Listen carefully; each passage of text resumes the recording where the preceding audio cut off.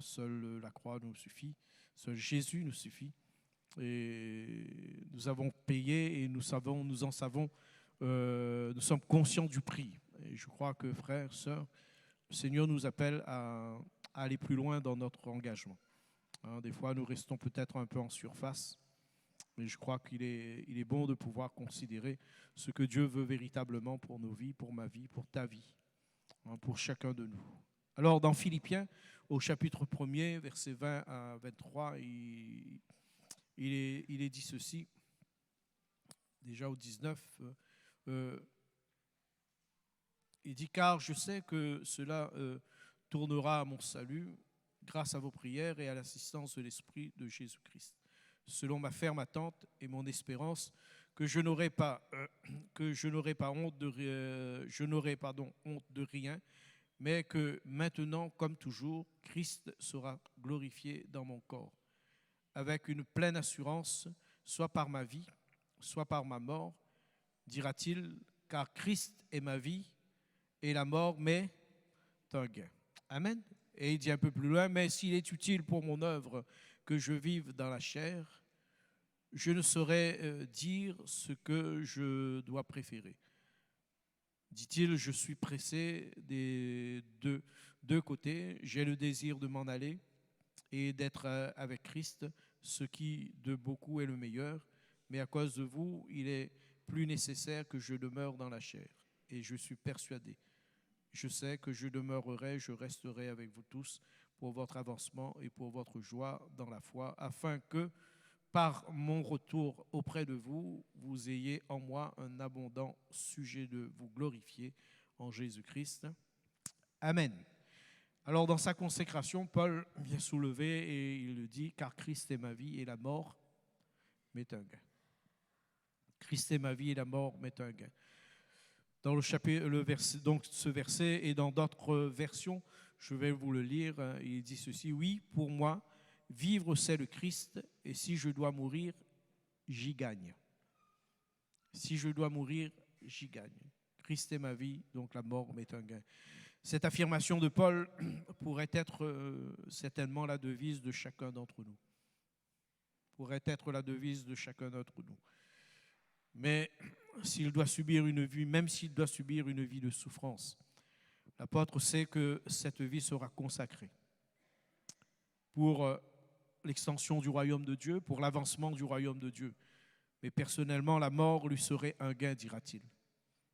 L'arrêt de ses souffrances et l'entrée dans la joie éternelle lui sera un gain, parce qu'il désire et il cherche à être auprès du Seigneur. La mort, frères et sœurs, et nous l'avons ressenti, et nous menons nos combats, la mort est une grande perte pour l'homme charnel. Parce qu'on ne veut pas quitter, et on serre fort pour même ce que nous possédons. Une grande perte pour l'homme charnel, ou pour celui qui est attaché aux biens éphémères de ce monde. Parce qu'il perd tous ses agréments, il perd aussi tous ses agréments terrestres, tous ses espoirs.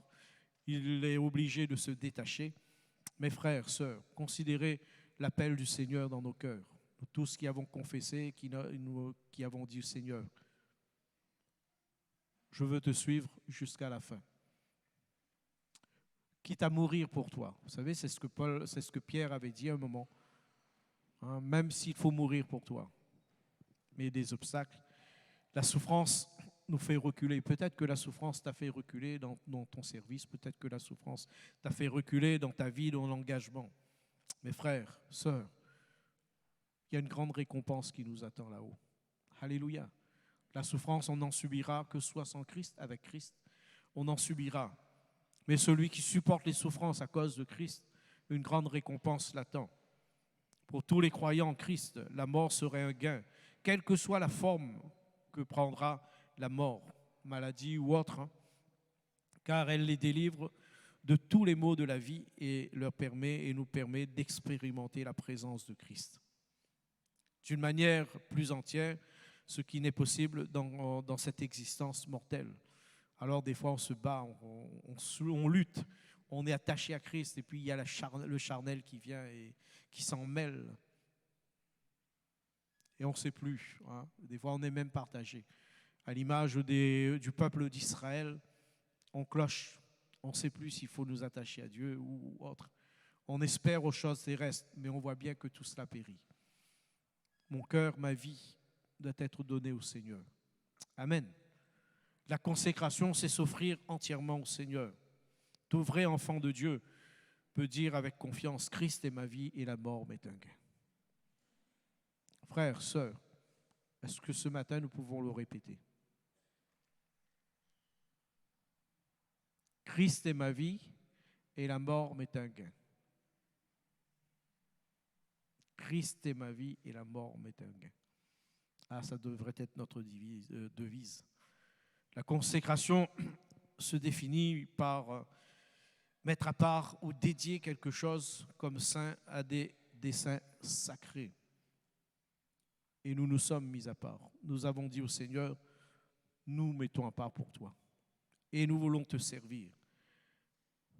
Quelqu'un disait, la véritable réussite dans cette vie résulte de la consécration de notre vie. C'est-à-dire de notre temps, de nos choix qui servent au dessein de Dieu. Ah, on veut tellement avoir, dans notre vie, dans notre marche, on veut tellement avoir les deux. Ah, c'est compliqué d'avoir les deux, on en souffre. Et des fois même, on en arrive à ne plus mettre la main sur aucune chose.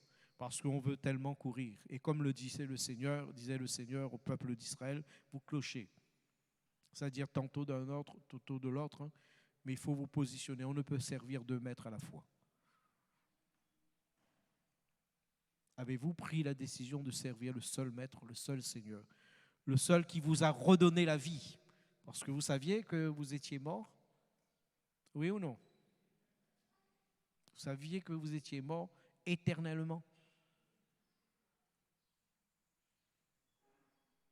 Et Dieu nous a donné sa vie. Amen. Sa vie. On ne l'a pas arraché, il a donné sa vie. Amen. Afin que nous ayons la vie. Frères, sœurs, vous pensez que Dieu nous fait souffrir? Au contraire, il cherche notre bonheur. Mais une chose est sûre, et c'est ce que la Bible dit, le charnel ne peut rentrer dans le royaume de Dieu. C'est pour cela que il faut que ça meure. Il faut que nos séductions, toutes ces choses, nos passions, tout cela, il faut mourir pour rentrer dans le royaume de Dieu. Amen. Ah, sinon, pas de part pour nous. Et c'est ce que la Bible dit, pas de part pour nous. Et Paul, dans Galates, dont nous avons médité il y a quelque temps, il dit « Tout ceci est arrivé afin que je vive pour Dieu ». C'est-à-dire ces problèmes, ces difficultés, la faim, la famine, les persécutions, le rejet, le mépris des autres, la souffrance à cause des frères de l'Église, des sœurs de l'Église, tout cela est dit. Tout ceci est arrivé afin que je vive pour Dieu. Avec le Christ, je suis mort sur la croix. Je vis, mais ce n'est plus moi qui vis. C'est le Christ qui vit en moi. C'est le Christ qui vit en moi. Maintenant, ma vie humaine, dit-il, je la vis en croyant au Fils de Dieu qui m'a aimé et qui a donné sa vie pour moi. Ah, c'est beau. Je ne sais pas si ce matin, on peut le dire en méditant ce passage. Et ce thème sur la consécration, mon cœur était aussi bouleversé. Ah, je dis Seigneur, combien ma consécration a manqué. Combien de fois le sacrifice que j'ai mis sur l'autel, j'ai voulu la reprendre. Et combien de fois je n'ai pas été vigilant pour veiller sur ce sacrifice que je t'ai offert. Ah, s'il te plaît Seigneur, s'il te plaît. Qu'à travers de ce message, à travers de cette parole, à travers pour moi de cette méditation, tu m'apprends à nouveau la consécration. Que tu m'aides à nouveau à la consécration, à réaliser, à ne pas chercher mon bonheur, mais ton bonheur à toi. Ne pas rechercher mes intérêts personnels, mais tes intérêts à toi. Et des fois, hélas, pour mon cœur charnel, pour ma vie charnelle, les intérêts de Dieu me déplaisent. Parce qu'il faut mourir à ça. Il faut accepter, il faut supporter, etc. Mes frères, sœurs, que cherchons-nous? La volonté de Dieu, amen. La volonté du Seigneur. Que cherchons-nous? Alors que la tentation de reculer devant l'œuvre de la croix était là, Père, si tu voulais éloigner de moi cette coupe, mais toutefois que ta volonté soit faite. Amen. Parce que c'était satisfaire le cœur de Dieu, satisfaire le bonheur de Dieu, de voir que le prix est payé pour nous tous et pour tous les êtres humains. Amen. Alors vous voyez que dans nos cœurs de consécration, peut-être qu'il nous manque. Moi, je sais qu'il me manque. Et je dis, Seigneur, je ne veux pas et je ne veux plus continuer de la sorte. C'est-à-dire vivre une simple vie chrétienne, une vie, bon, j'aime Dieu, il me bénit. C'est bon, mais Seigneur, je veux aller plus loin. Et déjà, je me sens consacré, mais je trouve, Seigneur, que des fois, je manque. Je suis encore dans mes faiblesses, je suis encore dans mes manques. Mais je te prie, s'il te plaît, Jésus, aide-moi. S'il te plaît, Saint-Esprit, viens-moi en aide afin que ma vie te soit réellement consacrée.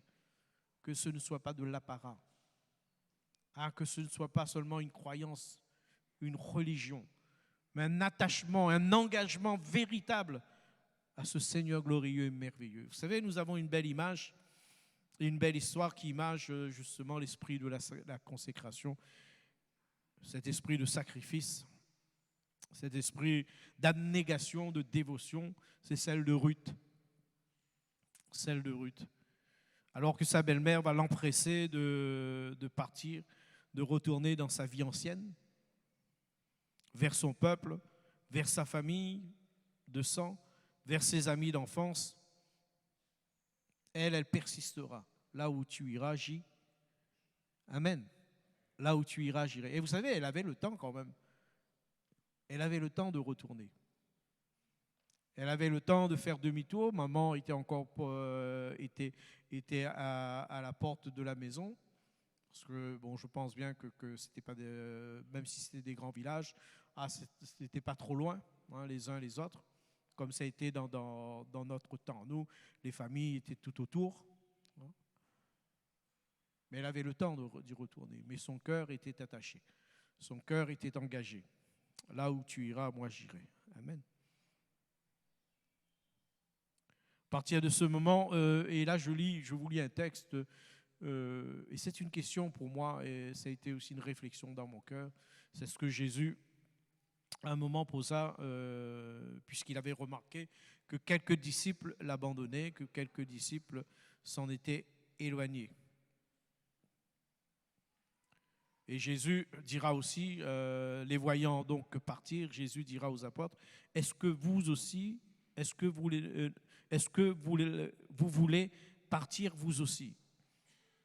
Et Simon Pierre lui répond, Seigneur, à qui pouvons-nous aller?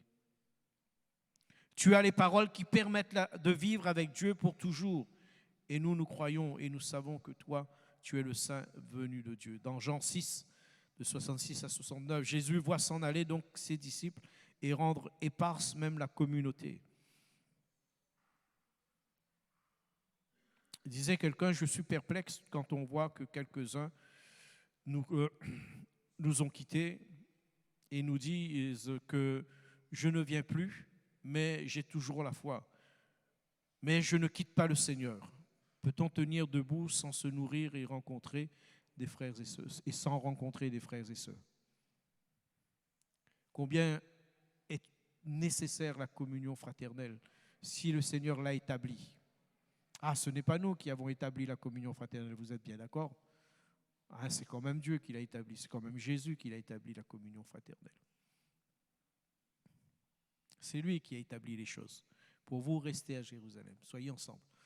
Donc comprenons bien que nous avons besoin de cette communion fraternelle pour nous nourrir, pour grandir, voire même des fois pour nous reprendre, pour rencontrer des frères et sœurs qui peut-être, eux, sont en difficulté, sont peut-être dans la tristesse. Hier, je disais aux équipes, des fois notre seule présence peut apporter un bien. Parce qu'au final, tous, on dit souvent, ça va. Quand on demande, alors est-ce que ça va? On dit souvent ça va. Mais au fond, quand une main se pose sur nous, on comprend bien le message. Quand un regard, quand une prière monte pour nous, ça nous fait du bien. Ça nous fait du bien. Et c'est ça la communion fraternelle, frères, sœurs. C'est ça, nous aimer les uns les autres. Amen. C'est ça, nous aimer les uns les autres.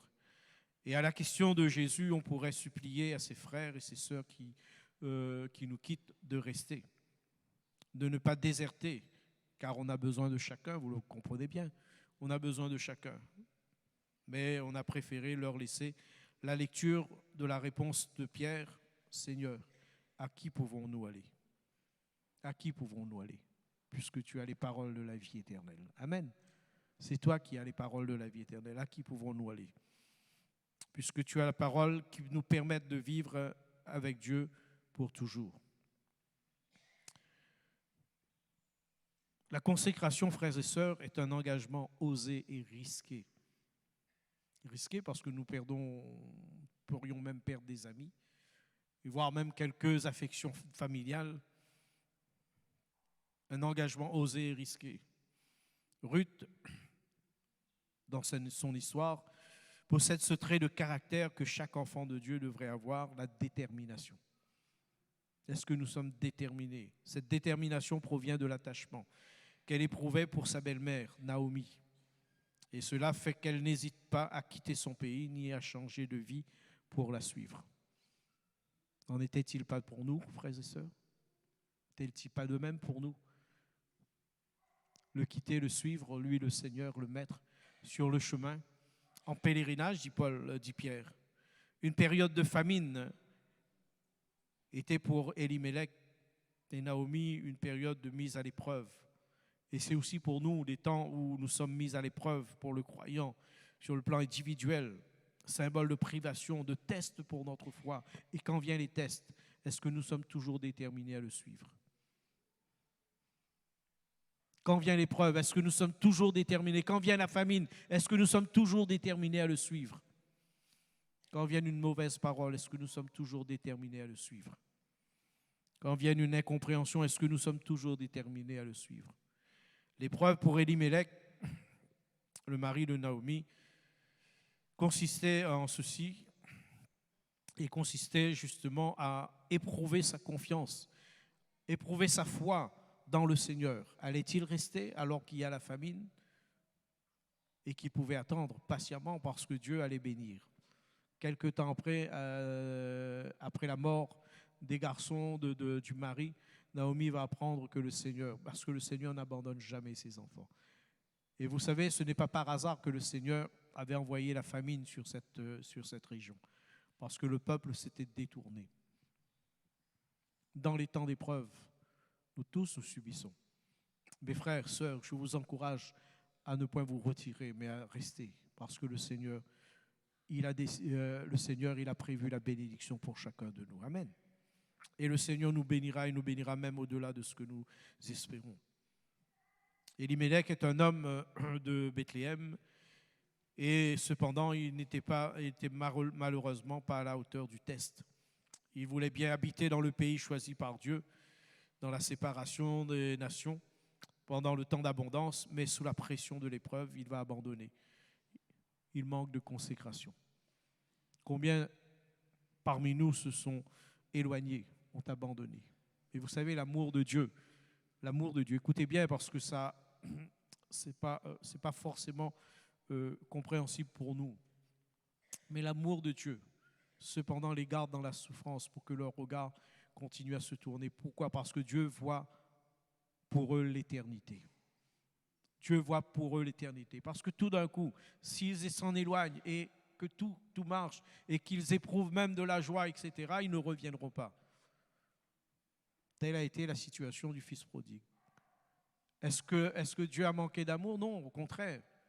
Dieu les a tenus parce qu'il ne s'agit pas de cette vie ici-bas, il s'agit de l'éternité, parce que Dieu ne veut pas que nous soyons perdus pour l'éternité. Il veut que nous soyons sauvés. On ne comprend pas, on en souffre, on pleure, on en reproche peut-être même à Dieu ou aux autres, mais parce que Dieu veut nous garder pour l'éternité, dans son ciel de gloire. Amen. Pour nous ramener.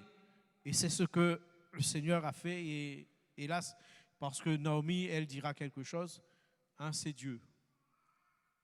Dieu m'a fait connaître la misère. Et n'était-ce pas pour son salut à elle? Ah, si toutes les choses auraient réussi, il serait loin, parce que, à savoir que Moab était un pays, était en abomination devant le Seigneur. Eux, en tant que peuple de Dieu, ils s'étaient réfugiés dans ce pays, et dans ce peuple qui était interdit d'entrer dans le royaume de Dieu. Vous vous rendez compte? Où le Seigneur avait condamné dans le temple. Ils ne pouvaient pas y entrer. Mais cependant, par l'amour et la grâce de Dieu, Dieu va sauver. Amen. Dieu va sauver. Vous savez, frères, sœurs, peut-être vous vous posez des questions de vos épreuves. Restez dans le silence et demandez à Dieu quelles leçons je puis en tirer. N'abandonnez pas votre chemin vers le Seigneur, mais croyez que le Seigneur saura vous aider. Restez consacrés à Dieu. Amen. Restez consacrés à Dieu. Comme Elimelech, nous devons, à travers l'expérience douloureuse, apprendre à connaître les amères conséquences, il est dit, de la désertion. Et hélas, beaucoup l'ont connu. Mais Dieu, plein de compassion et de grâce, va revenir et va les sauver. Amen. Hélas aussi, nous en menons des conséquences. Parce que les conséquences sont nous qui les portons. Mais le Seigneur nous aime. Et le Seigneur nous aide, même là, à porter les conséquences. Amen. Et ça, c'est la grâce de Dieu. Frères et sœurs, qu'est-ce qui poussait Naomi à revenir? Étaient-ce ses souffrances endurées et les pertes éprouvées? Non. Alors certes, elle vivait ces choses, certes, elle n'en pouvait plus, mais il y a une bonne nouvelle qu'elle avait entendue. C'est que la grâce de Dieu s'est manifestée envers le peuple d'Israël. Elle a entendu, disait-elle à ses belles-filles, l'Éternel avait visité son peuple pour leur donner du pain. L'Éternel a visité son peuple. Et c'est cette bonne nouvelle qui a attiré son cœur pour venir. Et j'ai vu, frères et sœurs, quand nous allons nous rappeler de l'abondance de la maison de Dieu, nous allons y revenir. Amen. Parce que dans la misère, dans la souffrance, nous ne gagnons pas grand-chose. Et nous ne gagnons rien. Mais quand nous nous rappelons que dans la maison du Père, il y a de l'abondance, dans la maison de Dieu, auprès de Dieu, il y a de l'abondance, nous revenons. Amen. Et c'est pour cela que nous devons prêcher la bonne nouvelle à ceux qui se sont éloignés. Et continuer à prêcher la bonne nouvelle. La bonne nouvelle, c'est que Dieu, dans la maison de Dieu, il y a de l'abondance. Amen. Dans la maison de Dieu, il y a de l'abondance. Et loin de Dieu, il y a beaucoup de souffrance. Et beaucoup de misère. Loin de Dieu, il y a beaucoup de famine. C'est pour cela que Naomi, elle a été interpellée parce que l'Éternel a visité son peuple. Donc moi, je retourne parce que l'Éternel a visité. Et c'est cette parole, c'est cette connaissance, cette information qu'elle a eue, cette bonne nouvelle qu'elle a eue, qui va la motiver à revenir. Parce que dans la maison du Père, il y a d'abondantes joies. Amen. Et ça a été la même pour le fils prodigue. Souvent, nous prions pour nos frères, nos sœurs rétrogrades. Quelque chose s'est passé, nous le savons, nous ne sommes pas là pour les juger. Mais ce qui va les aider et les ramener, ce sera le fait qu'ils apprendront à nouveau que le Père est plein de bonté et de compassion. Et qu'auprès de Dieu, ils seront restaurés à nouveau. Amen. Auprès de Dieu, ils seront à nouveau dans l'abondance que Dieu avait prévue. Amen. Parce que Dieu a déjà prévu des choses à notre retour. Alors prions pour que Dieu bénisse nos frères, nos sœurs qui peut-être ont failli dans cette consécration et que Dieu les ramène et que nous-mêmes nous puissions leur annoncer cette bonne nouvelle que le Père a toujours les bras ouverts et les attend. Alléluia. Que le Père a de l'abondance et a déjà préparé le veau gras pour leur retour. Alléluia. On peut toujours grincher en tant que fils premier, le premier-né, mais le Père a déjà prévu des grâces pour ceux qui retournent. Et c'est pour ça c'est une bonne nouvelle. Le Père a déjà prévu la restauration. Mais en ce qui nous concerne, frères, sœurs, soyons toujours dans la consécration. Veillons à notre vie. La consécration est aussi un engagement choisi. Et la foi de Ruth va être à la hauteur de son attachement. Sa foi la rend capable de vaincre l'attirance de son pays natal, le désir de retourner, la maison de sa mère, son peuple et les pratiques anciennes. Nous avons chanté tout à l'heure « La croix seule me suffit ». Et puis il y a une phrase qui était dedans et il dit « J'en ai mesuré le prix ». Rien d'autre que je désire. Est-ce que nous mesurons le prix? Est-ce que nous avons mesuré le prix à payer en le suivant? Est-ce que nous avons mesuré le prix? Alors, bien sûr, en analysant les choses, notre amour nous a poussés à le suivre. Mais avons-nous mesuré le prix à payer? Des fois, on veut peut-être abandonner, mes frères, sœurs. C'est la vie chrétienne. Jésus en a souffert et nous a montré comment il faut aussi souffrir pour son nom. Mais cependant, nous dit-il, je suis tous les jours avec vous, jusqu'à la fin du monde. Amen. Vis-tu des souffrances, des moments difficiles, mais Christ est avec toi. Christ est près de toi.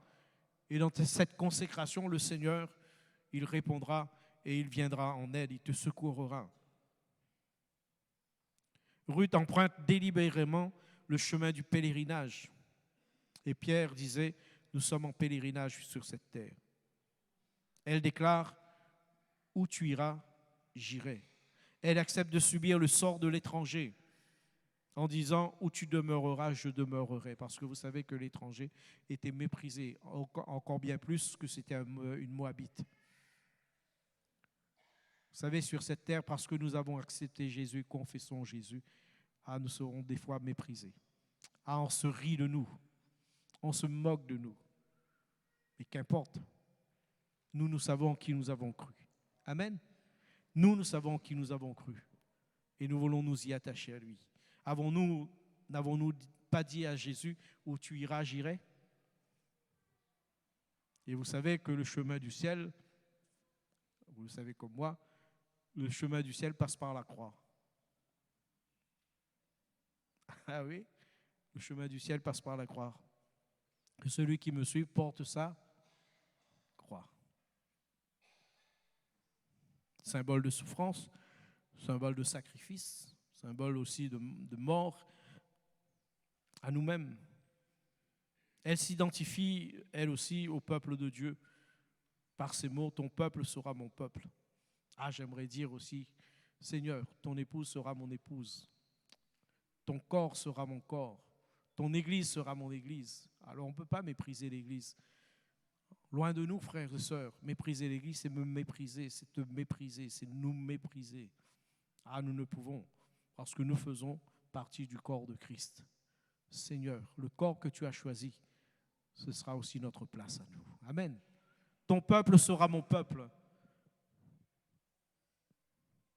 Et je veux y rester, je veux y demeurer. Quelle consécration, quelle détermination dans le cœur de cette dame, quelle détermination dans le cœur de Ruth. Elle met sa confiance dans le vrai Dieu.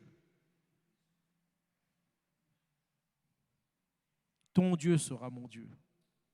Ton Dieu sera mon Dieu. Le Père est notre Père. Amen. Nous l'avons chanté tout à l'heure. Le Père de Jésus est notre Père. Amen. Ton Père sera mon Père. Seigneur. Seigneur, donne-moi ne point m'éloigner, ne point aller servir d'autres dieux, si ce n'est que toi. Alléluia. Même la mort ne peut la faire revenir en arrière, parce que nous l'entendons aussi exclamer et dire, là où tu mourras, je mourrai et j'y serai enterré. Dans la mort comme dans la vie, sommes-nous allés jusqu'à mourir à la croix avec Jésus? Là où tu mourras, je mourrai. Vous voyez, c'est à la croix que, frères et sœurs, où nous arrivons, où nous devons mourir. Notre vie ancienne, notre vie passée, nous devons mettre de côté afin de vivre la vie de Christ, afin de le ressembler, afin de faire sa volonté. Nous devons mourir à nous-mêmes. Et c'est ce que disent les lettres de Paul, mourir à nous-mêmes pour nous identifier à Christ. Et vous savez que le baptême, c'est mourir. Nous identifier à Christ, mais c'est en mourant. Nous mourrons pour pouvoir ressusciter à nouveau. Amen. Pour vivre une nouvelle vie, une vie nouvelle. Tout ce qui est ancien passé. Et tout est devenu nouveau. Alléluia. Alors, frères, sœurs, qu'en est-il de notre consécration? Qu'en est-il de notre vie? Dans la mort comme dans la vie. Jésus glorifiait le Maître. Les disciples qu'il avait suivis jusqu'au bout ont glorifié le Maître. Qu'en est-il pour nous? Allons-nous parler comme Ruth jusqu'à la croix, mourir, aller à la croix, là où tu mourras, je mourrai. Et Paul, vous l'avez lu comme moi, il dit, je suis mort à la croix, crucifié pour Christ, avec Christ. Ah, des fois, c'est difficile de crucifier la chair. Ah, on aime tellement certaines choses, hein, c'est difficile. Alors, mais cependant, on comprend bien qu'on ne peut pas mener deux chemins. On servira l'un ou l'autre, hein, et c'est Jésus qui le dit, on ne peut pas mener deux chemins. Et il nous faut, ce matin, frères et sœurs, il nous faut être réaliste dans notre marche. Si tu te mets à suivre deux chemins, tu te perdras. Applique-toi à suivre le chemin de Christ. Applique-toi à porter ta croix avec lui. Et lui, par son esprit, il sera t'aider et il sera t'aider dans ta consécration. Son esprit te viendra en aide. Jamais Dieu ne nous abandonne sur le chemin. Je suis avec vous tous les jours. C'est cela la consécration. Ruth s'identifie à Naomi et nous sommes, nous, identifiés à Christ. Il n'avait ni éclat ni beauté. Cette pauvre veuve n'avait plus grand-chose à donner à Ruth. Et d'ailleurs, c'est ce que dit Ruth. Hein, je n'ai plus même d'enfant, de mari à te donner. Tu viens après moi, reste dans ton pays. Il y a de quoi pour que tu vives, que tu refasses ta vie. Mais non, moi j'y vais parce que c'est mon pays, mais toi reste là. Mais non, disait-elle, ah, je veux te suivre. Je veux te suivre. Ton pays sera mon pays. Frères, sœurs, que le Seigneur nous aide. Qu'à la vie humaine, elle n'avait devant elle qu'une vieille, et ce que disait un article, une vieille femme brisée. Quelqu'un l'a dit, Ruth a uni sa destinée à celle de Naomi, à l'heure de son veuvage, de son exil et de sa pauvreté. C'est ce qu'ont fait beaucoup d'hommes et de femmes, et tous ceux-là n'ont rien regretté. Alors que Jésus n'avait ni beauté ni éclat, mais ils l'ont suivi. Il était méprisé, mais ils l'ont suivi. Aussi, l'amour réel ne peut renoncer à ce que l'on aime, ne peut renoncer à la compagnie de la personne qu'on aime. C'est pourquoi Ruth ajoute, ne me prie pas de te laisser pour que je m'en retourne avec toi. Ne me prie pas de te laisser, je veux aller avec toi. Et Jésus qui dit, et vous, ne voulez-vous pas aussi partir? Dieu nous donne la possibilité, et des fois, moi j'ai bien l'impression, dans des moments, dans des temps, alors qu'on s'acharne, alors que Dieu nous aide à ne pas partir, à rester, à patienter, à demeurer, parce que celui qui sera vainqueur, c'est celui-là qui aura le prix. Des fois, je me demande si la question du Seigneur n'est pas trop loin. Écoute, finalement, si tu veux partir, est-ce que tu veux me suivre ou tu veux partir? Si tu veux partir, libre à toi.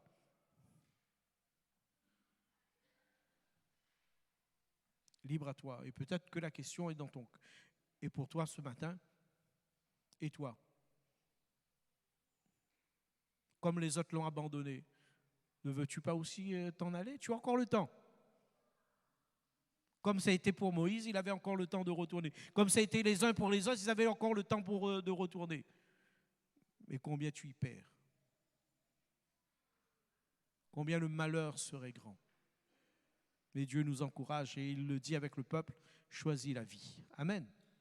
Loin de nous, dira le peuple, d'abandonner le Dieu de notre salut. Loin de nous d'abandonner l'Éternel.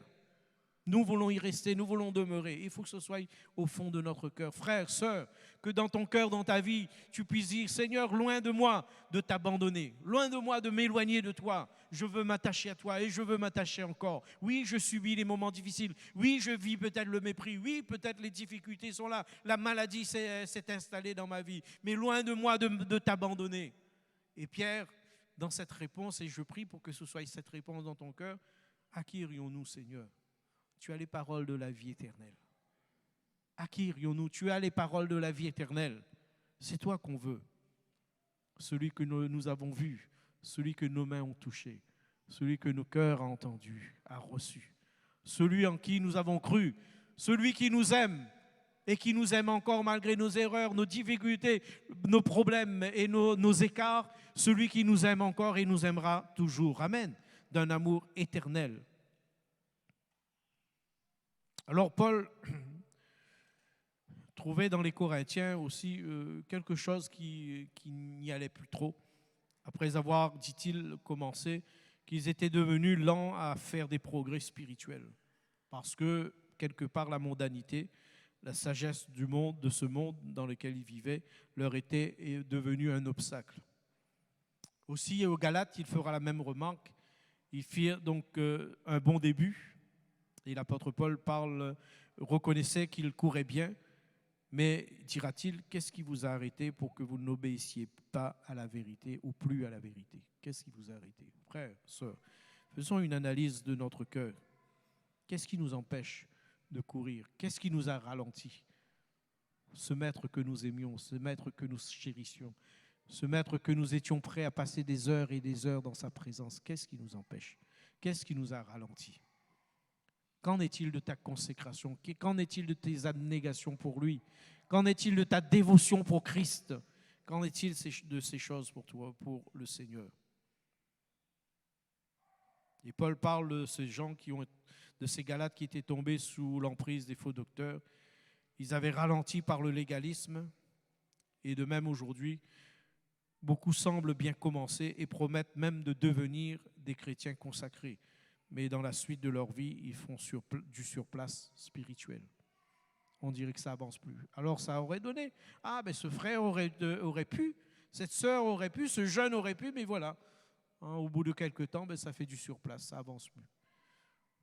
Ne pourrions-nous pas, ce matin, analyser à nouveau notre vie, notre cœur devant le Seigneur et puis lui offrir à nouveau notre cœur, ce cœur de consécration?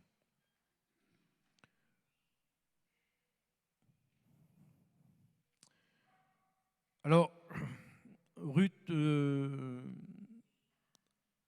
Naomi, Naomi dit alors à ses deux belles-filles, allez retourner chacune à sa maison de sa mère, et il dit que l'Éternel use de bonté envers vous, comme vous l'avez fait envers ceux qui sont morts et envers moi.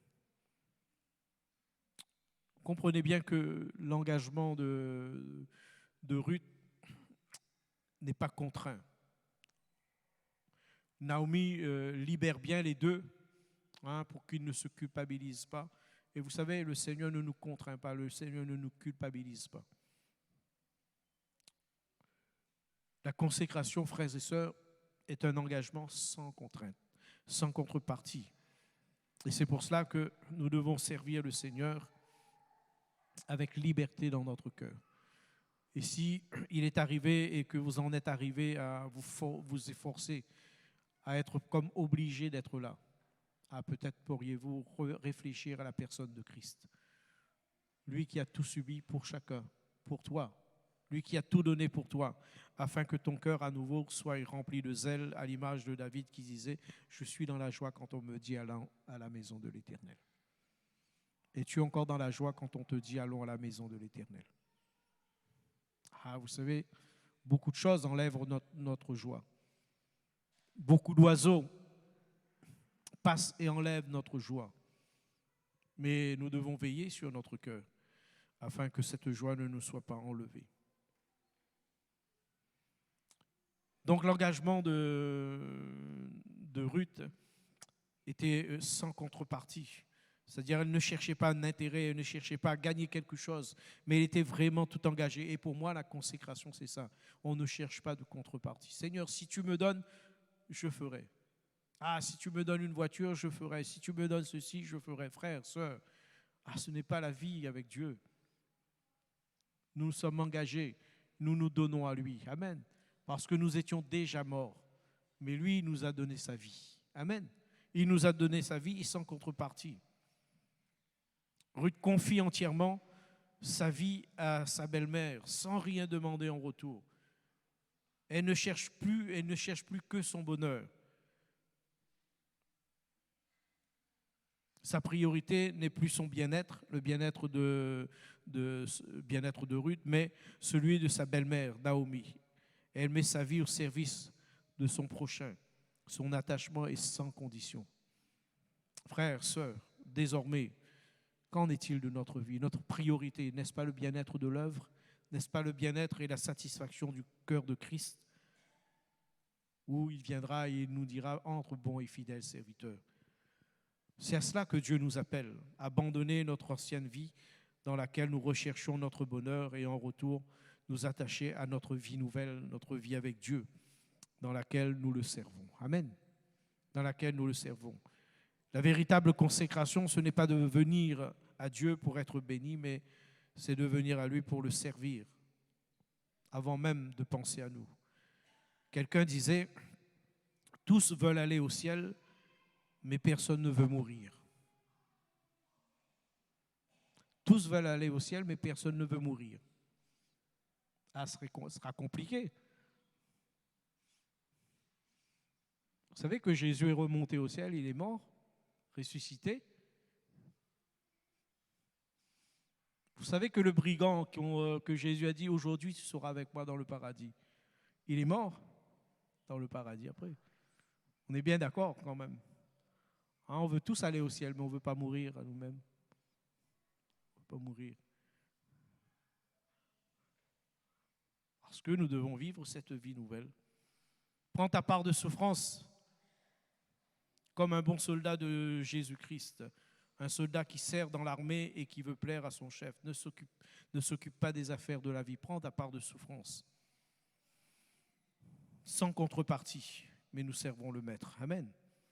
Pour Ruth, son attachement était la source aussi de sa force parce qu'elle était véritablement attachée, se séparer de sa famille, quitter son pays, changer de mode de vie, de coutume, même si sa décision était difficile et lui demande beaucoup de sacrifices. Ruth ne se plaint ni ne regrette.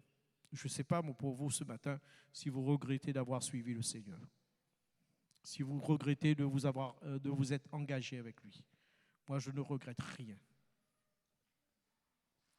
Une seule chose, je me rappelle que je lui ai dit, quand j'avais entendu cette parole, toute chose concourt au bien de ceux qui aiment Dieu. Vous savez ce que je lui ai dit?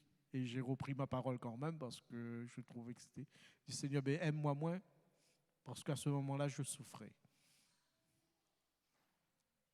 Mais jamais, au grand jamais, je ne regrette d'être attaché à lui, de m'être donné à lui. Jamais, au grand jamais. Je ne sais pas ce que demain deviendra, je ne sais pas ce qui adviendra, mais jamais, au grand jamais, je ne regrette. Frères, sœurs, amis, vous qui êtes au fond, ne regrettez pas de vous être attachés à lui. Parce que vous vous êtes donné à lui, parce que vous vous êtes consacré à lui, vous récolterez aussi la grande récompense. Amen. Parce que c'est aussi pour vous, c'est pour moi, c'est pour nous tous qui nous sommes attachés au Seigneur. Et la récompense sera pour nous. L'abnégation, la dévotion, faire mourir la chair. C'est l'esprit, frères et sœurs, qui donne la vie à la chair. Pour que l'homme vive, il a fallu l'esprit lui donne la vie. Si nous voulons vivre, il faut que l'esprit nous donne la vie. Amen. Il faut que l'esprit nous donne la vie. Et il faut que l'esprit nous aide dans cette vie de consécration. L'image de Ruth, aller glaner dans le champ de Boaz et aussi notre image, aller glaner dans le champ du grand maître, dans sa grande moisson, où il nous y invite, allez par tout le monde et prêcher la bonne nouvelle. La moisson est déjà mûre. Nous consacrer à son œuvre, à l'image de Matthieu, quand Jésus lui avait dit, suis-moi, suis-moi. Frères, sœurs, ce qui va faire notre force, c'est notre attachement au Seigneur. Et il dit des disciples, ils quittèrent tous, le suivirent. Et un jour, Pierre dira au Seigneur, écoute Seigneur, nous avons tout quitté et nous t'avons suivi. Donc pour nous, qu'est-ce qui va se passer? Et Jésus va leur répondre, je vous le dis, c'est la vérité, dans le monde nouveau, le Fils de l'homme sera assis sur son siège glorieux. Et vous qui m'avez suivi, écoutez bien frères et sœurs, et vous qui m'avez suivi, vous serez assis sur 12 sièges pour juger les 12 tribus d'Israël. Et tous ceux qui ont quitté maison, frères, sœurs, pères, mères, enfants ou champs, à cause de moi, tous ceux-là recevront 100 fois plus et ils auront aussi en partage la vie avec Dieu pour toujours. Amen. À quelle déclaration Quelle déclaration! Alors pourquoi nous sommes dans les pleurs? Pourquoi nous sommes dans les regrets? Frères et sœurs, il y a tellement beaucoup plus de choses qui nous attendent là-haut dans son ciel. Frères et sœurs, moissonner dans sa moisson, c'est se mettre sous sa protection, sous sa bénédiction. C'est un honneur, comme l'a été Ruth dans sa consécration, dans son engagement. Elle s'est mise sous la protection de Boaz. À moissonner dans la moisson du Seigneur, être là même si on en souffre, même si on est méprisé, rejeté, c'est un honneur. Et la bénédiction reposera sur nous. Sa protection, celui qui demeure sous l'abri du Très-Haut, sa protection reposera sur nous. Frères et sœurs, suivre Dieu, c'est se projeter dans un avenir assuré et béni. Peut-être dans l'immédiat, nous subissons et nous portons des souffrances et nous les ressentons, mais les temps de souffrance nous gardent à nous attacher à lui. Sinon, quand tout va bien, et vous l'avez remarqué, on aurait tendance à ralentir. Mais les souffrances présentes et les sacrifices qu'on fait ici-bas seront grandement récompensés, comme cela a été pour Ruth. Je conclurai par ces quelques paroles. Quand Ruth décide de suivre Naomi, son choix est libre et sans contrepartie. Elle fait don de sa vie. Son amour pour sa belle-mère lui permet de surmonter les obstacles. L'amour, le don de soi, ont fait de Ruth un exemple de détermination, de consécration pour tous. Et l'amour et le don de soi ont fait de Moïse quelqu'un de déterminé, consacré. L'amour et le don de soi des disciples ont fait d'eux des hommes et des femmes consacrés par leur détermination. Et que dirons-nous donc des héros de la foi qui se sont consacrés? Jésus lui-même dira: ma vie, personne ne me l'ôte, mais je la donne. Alors frères et sœurs, que l'amour et le don de nos vies puissent glorifier le Seigneur. Que ma vie de consécration puisse être reprise à nouveau. Et je puisse mettre vraiment les choses en place afin d'être béni, de bénir aussi les autres. Amen. Et que cette vie puisse glorifier le Seigneur. Et je terminerai par le texte de Romains où il est dit: frères et sœurs chrétiens, Dieu est plein de bonté pour nous. Alors je vous demande ceci: offrez-lui votre personne et votre vie. C'est le sacrifice réservé à Dieu qui lui plaît. Voilà le vrai culte que vous devez lui rendre, le vrai honneur. Ne suivez pas les coutumes du monde où nous vivons, mais laissez Dieu vous transformer en vous donnant une intelligence nouvelle. Ainsi, vous pourrez savoir ce qu'il veut, ce qui est bon, ce qui lui plaît et ce qui est parfait. Amen. Gloire au Seigneur. Que Dieu vous bénisse. Que Dieu vous aide à nouveau à repenser à votre consécration, à votre vie engagée, à votre abnégation. Et ne vous laissez pas tomber dans cette légèreté de vie, mais reprenez, frères et sœurs, reprenez la main sur votre vie spirituelle. Des petits détails, des fois, nous éloignent du Seigneur. Des petites choses nous font ralentir. Mais je crois que le Seigneur, s'il nous parle ce matin, c'est parce que nous devons vraiment reprendre la main sur notre vie.